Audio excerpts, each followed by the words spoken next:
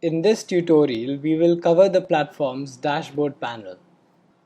The dashboard panel provides the user with important information about the project and provides links to support documentation for commonly used features. In the first section of the dashboard statistics, we notice the disk space used by our project, which is approximately 1.4 megabytes of disk space in this case. The default disk space allotted is 20 megabytes but can be increased as per your plan. We then observe the total number of products created in the project.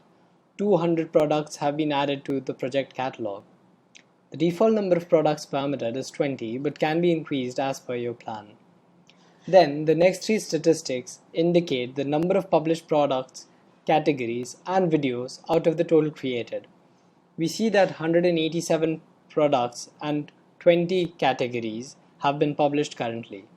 The remaining products are still there in the system and can be published anytime for users to see.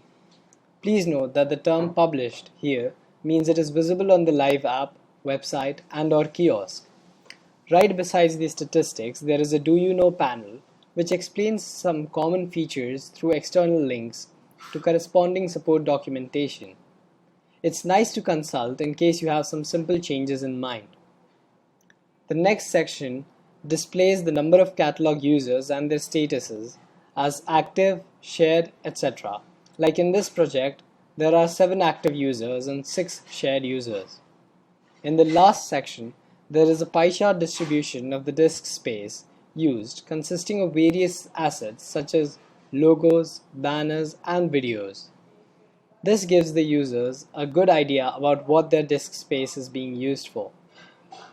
Now that we are done with the dashboard, let us go ahead and understand the project architecture concepts which are required to comprehend the next few topics.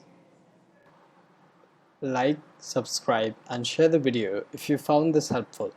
Leave a comment below if you have any queries or send an inquiry to hello@virtubox.io.